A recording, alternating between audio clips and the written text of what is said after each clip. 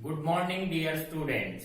Today we are going to start a new topic of the chapter light, that is rectilinear propagation of light. What is the meaning of rectilinear propagation of light? This is the property of light that light always travels in a straight line. And this property of light that light travels in a straight line is known as rectilinear propagation of light. Now, to prove that light travels in a straight line, we can perform a simple activity. For this, we need a luminous object and tube. We will take a straight tube and place in front of a luminous object at the one end of the tube, and the another end of the tube we will try to see the luminous object. If the tube is straight, the light from the luminous object enters in our eyes and we are able to see the non-luminous object. But if we take a bent tube, now place luminous object at one end of the tube and we are trying to see the luminous object from the another end of the bent tube. Now we are not able to see the non-luminous object. The light from the luminous object travels straight, and from there the light cannot reach to our eyes and we are not able to see the non-luminous object. So this activity shows that light always travels in a straight line, and this characteristic of light is known as rectilinear propagation of light. Now there are some objects which allows light to pass through them, and there are some objects which do not allow light to pass through them. So on the basis of transparency, objects can be classified into different categories, that is transparent objects, second is opaque object, and third one is translucent object. So let us discuss about this.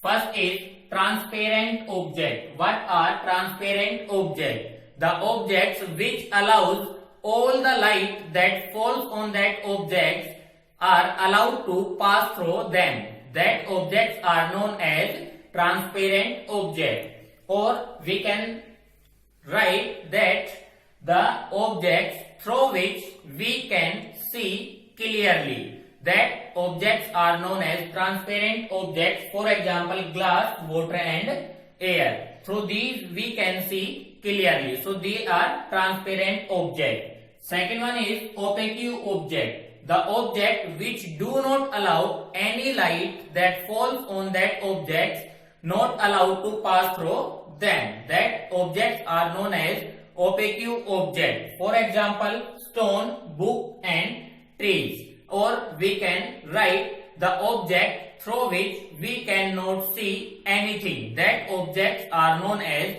opaque object. Another one is translucent object. The objects which allows some of the light to pass through them.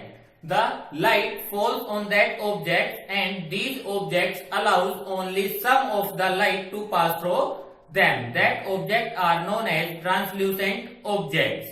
Also we can write that the objects through which we can see but not clearly. Through which we can see but not clearly. That objects are known as translucent objects. For example, butter paper, ground glass. These are examples of translucent objects. Now let's discuss about some important points related to light. That is, first point is ray. What is meant by ray of light?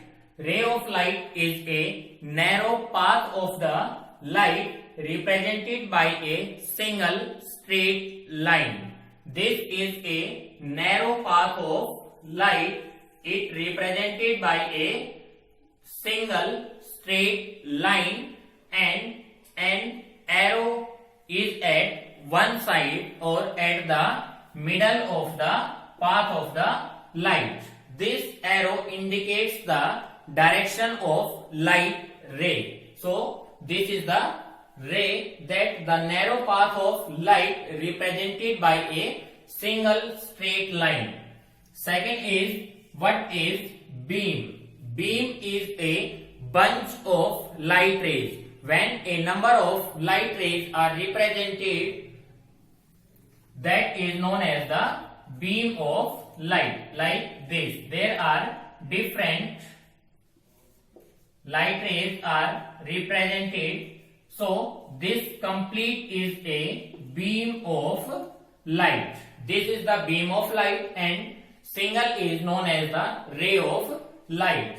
Next one is convergent beam. Convergent beam is the beam in which the rays, a number of light rays meets at a particular point. For example, this is the point and the light rays are coming towards that point.